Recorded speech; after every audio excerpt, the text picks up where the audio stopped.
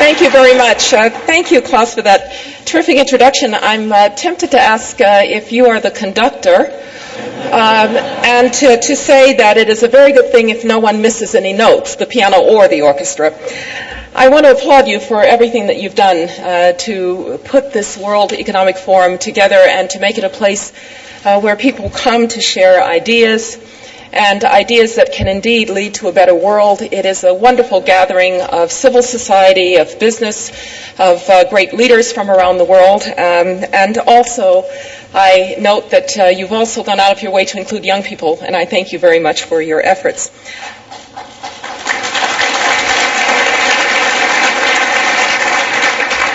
Let me thank also President Couchepin for the work that the government and the people of Switzerland have done in generously welcoming us to this beautiful country. President Karzai, Dr. Puchari, thank you very much for your wonderful work, and I'm really just delighted to share the dais with you tonight. Distinguished guests, ladies and gentlemen, it is an honor to join you here, and as Klaus has said, I have tried to get here several times before. I was determined to make it as Secretary of State, and I guess I can say better late than never, Klaus. I spoke at the forum by video in 2006, and I had the pleasure last year of receiving a group of young global leaders at a first ever U.S. policy summit. And so I understand that some of them are here today. It's a wonderful legacy that you're leaving, Klaus, in bringing these young people in. I was thinking about what I was going to say tonight, and I've been watching the news, and I've been looking at the images on television, and I've reflected on the events of the day, and of course what comes front and center for all of us is the turbulence, political and economic, in our world. The violence in Kenya, the tragic assassination of Mrs. Benazir Bhutto in Pakistan, the ongoing and at times halting efforts of Iraqis and Afghans to build peaceful, functioning governments, the looming danger of climate change, the forecasts of market woes and economic troubles, even a growing concern about globalization itself, a sense that increasingly it is something that is happening to us, not controlled by us. And as I took a look at all of this, I decided to do something risky. I want to talk about the importance of ideals. And I want to talk about the need for optimism in their power. Now, I know that whenever Americans start talking about idealism and optimism, international audiences groan. Perhaps there's a little concern that you're going to hear a long, moralizing lecture. Well, I promise not to do that. And another common concern when Americans talk of idealism and optimism is, well, there they go again. The innocents abroad. Indeed, there is a long international tradition of viewing America as kind of young and naive. Well, in our defense, I would say we're not that young. And if you're tempted to think that we are naive, then you should hope that Bismarck was right when he said, God has a special providence for fools, drunks, and the United States of America. Seriously, though, I recognize that there is a climate of anxiety in our world today, and it is tempting for many people to turn inward, to secure what they have, and to shut others out. Some want to go it alone, and there is certainly cynicism about the salience of our ideals when it seems that it's just hard enough to protect our interests. I know that many are worried by the recent fluctuations in U.S. financial markets and by concerns about the U.S. economy. President Bush has announced an outline of a meaningful fiscal growth package that will boost consumer spending and support business investment this year. My colleague, Hank Paulson, who had hoped to be with you, is leading our administration's efforts and working closely with leaders of both parties in Congress to agree on a stimulus package that is swift, robust, broad-based, and temporary. The U.S. economy is resilient, its structure is sound, and its long-term economic fundamentals are healthy. And the United States continues to welcome foreign investment and free trade. And the economy, our economy, will remain a leading engine of global economic growth. So we should have confidence in the underlying strength of the global economy and act with confidence on the basis of principles that lead to success in this world. And on that note, I would submit to you this evening that there is not one challenge in the world today that will get better if we approach it without confidence in the appeal and effectiveness of our ideals: political and economic freedom, open markets and free trade, human dignity and human rights, equal opportunity and the rule of law. Without these principles, backed by all forms of national power, we may be able to manage global problems for a while, but we will not lay a foundation to solve them. This is the core of America's approach to the world. We do not accept a firm distinction between our national interests and our universal ideals, and we seek to marry our power and principles together to achieve great and enduring progress. This American approach to the world did not begin with President Bush. Indeed, it is as old as America itself. I have referred to this tradition as American realism. It was American realism that enabled the United States to come into being in the first place. It was American realism that led us to rally our allies to build a balance of power that favored freedom in the last century. And in this century, it is this American realism that shapes our global leadership in three critical areas that I'd like to talk about tonight: the promotion of a just economic model of development, the promotion of a freer, more democratic world, and the role of diplomacy in overcoming differences between nations. First, let us take development. Amidst the extraordinary opportunities of the global economy, which we will talk about here, the amount of deprivation in our world still remains unacceptable. Half of our fellow human beings live on less than $2 a day. That's simply not acceptable in a civilized world. But as we approach the challenges of development, let us remember that we know what works. We know that when states embrace free markets and free trade, govern justly, and invest in their people, they can create prosperity and then translate it into social justice for all their citizens. Yes, some states are growing economically through a kind of authoritarian capitalism. But it is at least an open question whether it is sustainable for a government to respect people's talents but not their rights.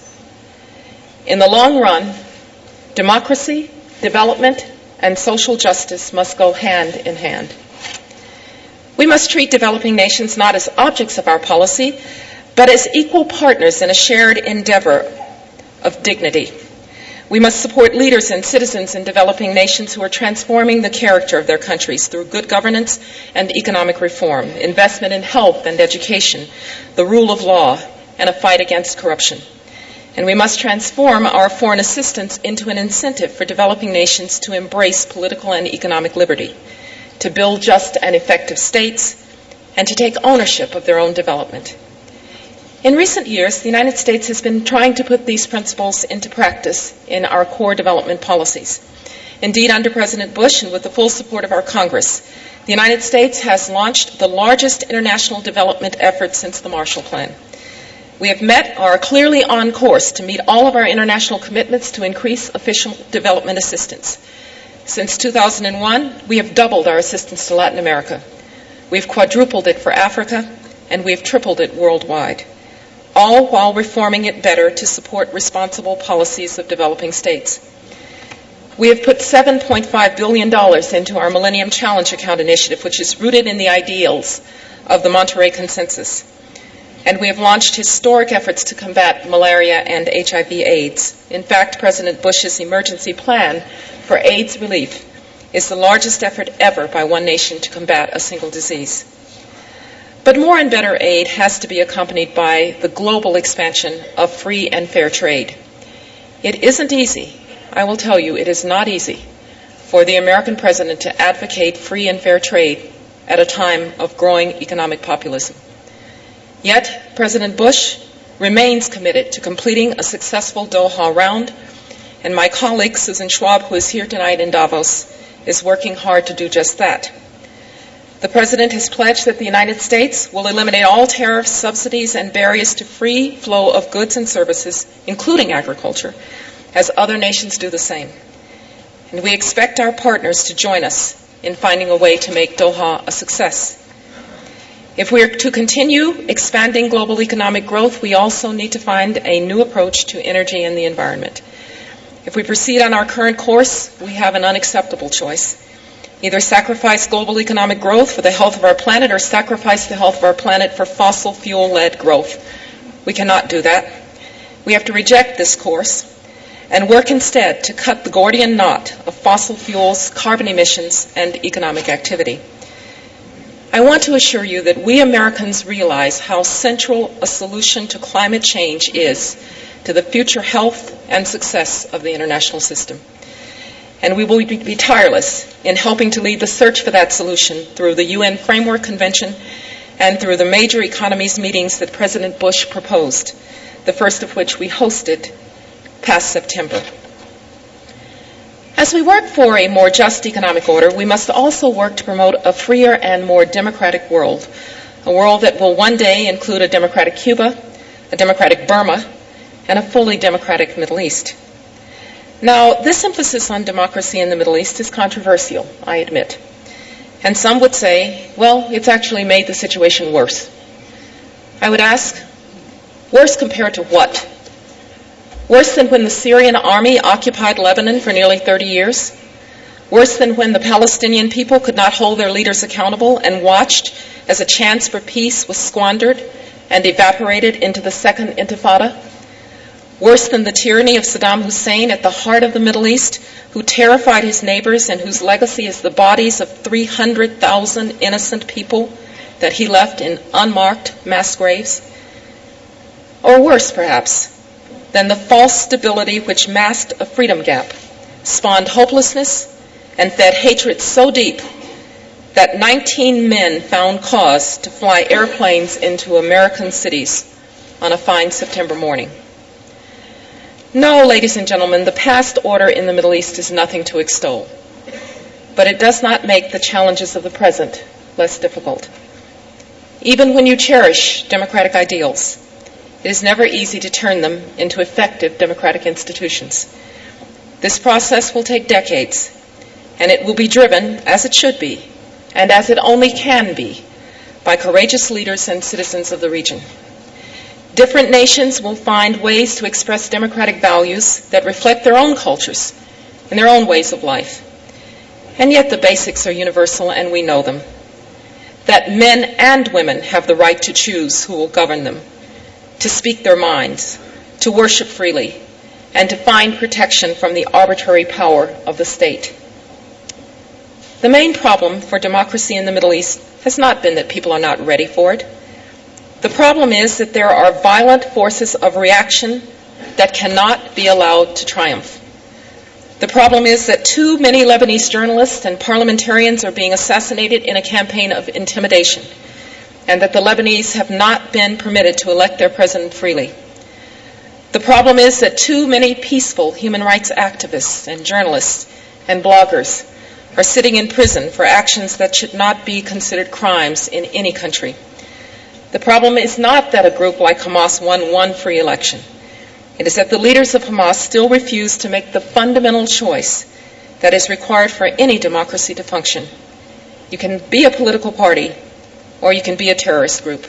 You cannot be both.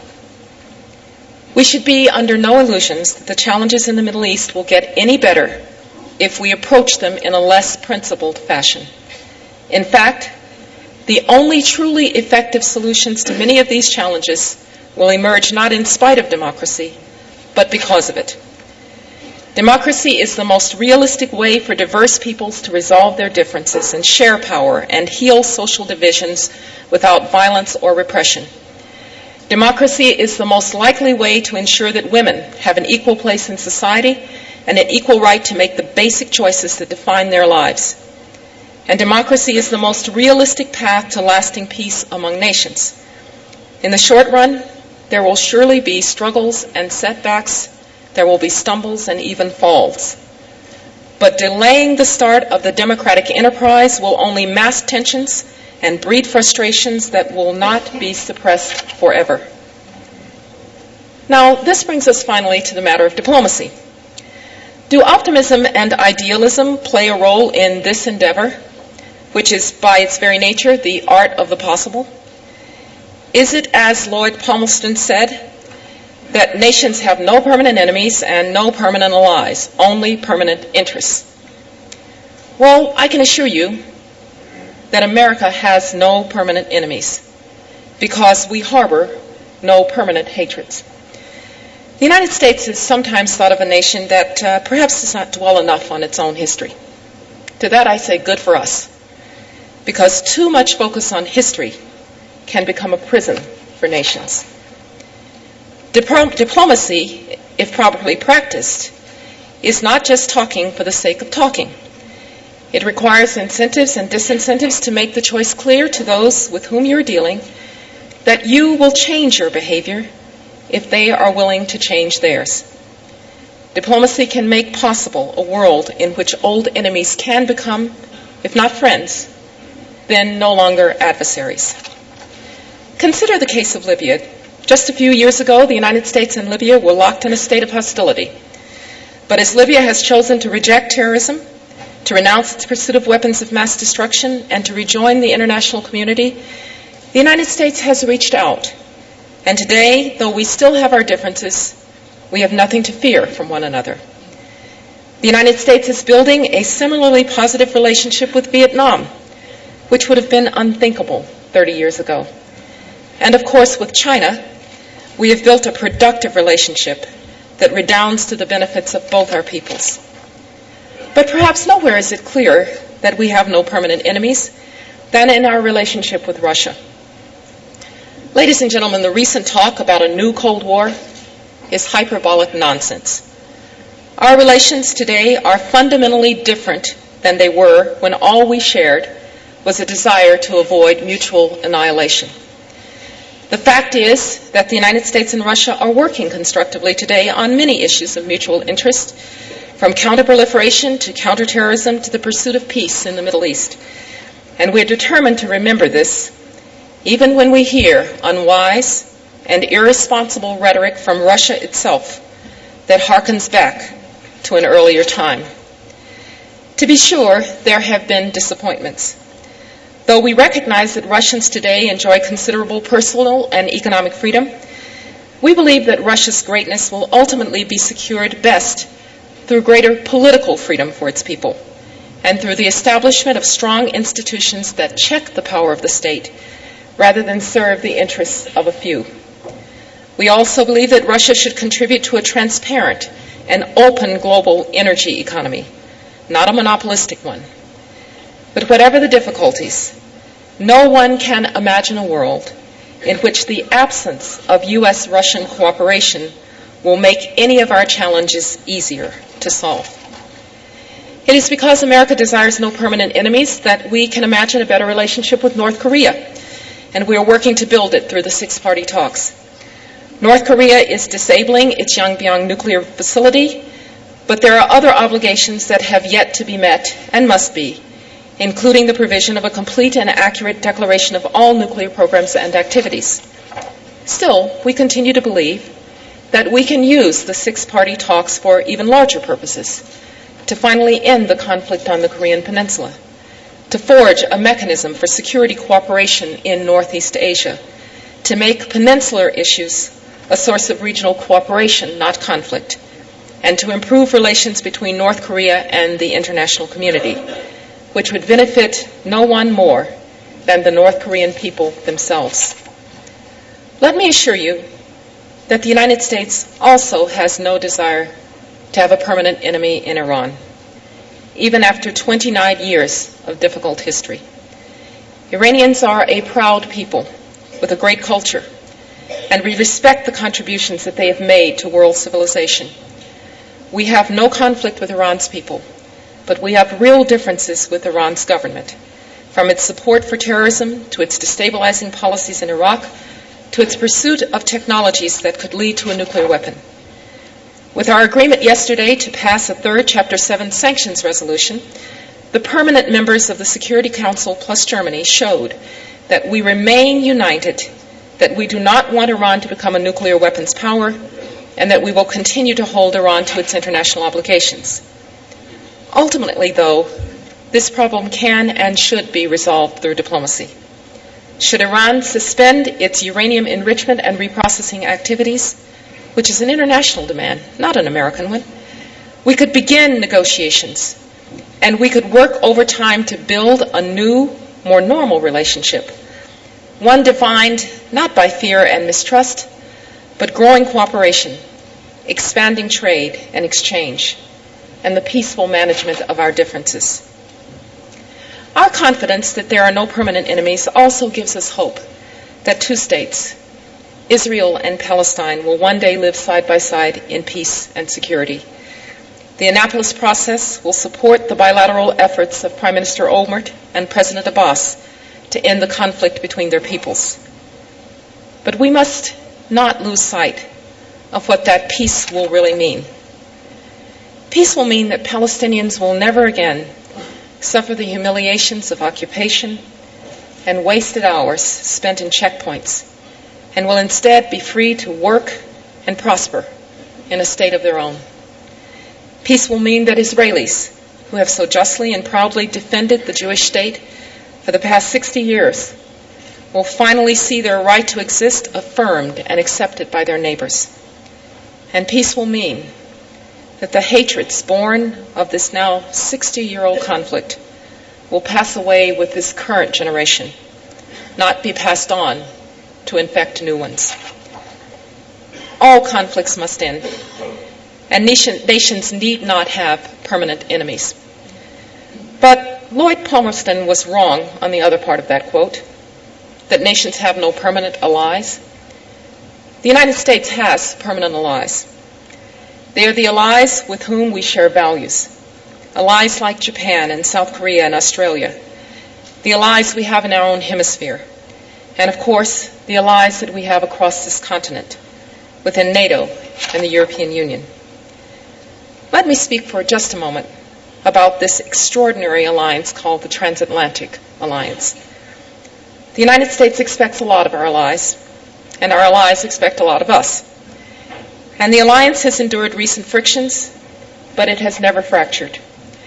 And the Transatlantic Alliance is defined today not by the differences between us, but by the work we do together to support the global success of our shared ideas, most importantly in Afghanistan. I recognize that this is not easy work. We have all struggled to master the challenge of counterinsurgency, of marrying our civilian reconstruction and development efforts with our military operations. NATO is not performing perfectly. Neither is America. And our publics need to be told honestly that we are engaged in a real war in Afghanistan, that there will be sacrifices, that this is not just a peacekeeping operation, and that the stakes could not be higher for the Afghan people, for our alliance, and for international security. But for all the challenges that NATO is facing, let us remember how far we have come. I remember when NATO saw the world in two parts. There was Europe, and then there was out of area, which was pretty much everything else. So who could have imagined that 7 years ago that our allies today would be training troops in Iraq, providing airlift in Darfur, and rooting out terrorists in places like Kandahar? These are increasingly the challenges of the 21st century, and I am optimistic that NATO will meet them, just as it met the challenges of the last century. It is true, ladies and gentlemen, that optimism and confidence in our ideals are perhaps a part of the American character, and I admit that this can make us a somewhat impatient nation. Though we realize that our ideals and our interests may be in tension in the short term, and that they are surely tested by the complexities of the real world, we know that they tend to be in harmony when we take the long view. Like any nation, we've made mistakes through our history, and we're going to make them again. But our confidence in our principles and our impatience with the pace of change is also a source of our greatest successes. And this will ensure that the United States remains a strong, confident, and capable global leader in the 21st century. Yes, our ideals and our optimism make Americans impatient, but our history, our experience, should make us patient at the same time. We of all people realize how long and difficult the path of democracy really is. After all, when our founding fathers said, "We the people," they did not mean me. It took the great emancipator Abraham Lincoln to overcome the compromise in our Constitution that made the founding of the United States of America possible, but that made my ancestors 3/5 of a man. So we Americans have no reason for false pride and every reason for humility. And we believe that human imperfection makes democracy more important, and all who are striving for it more deserving of patience and support. History provides so many affirming examples of this. After all, who would have thought that Japan would be a pillar of democratic stability in Asia? Once that seemed impossible. Now it seems inevitable. Who would have thought that Germany and France would never go to war again and would instead join in union? Once that too seemed impossible. Now it too seems inevitable.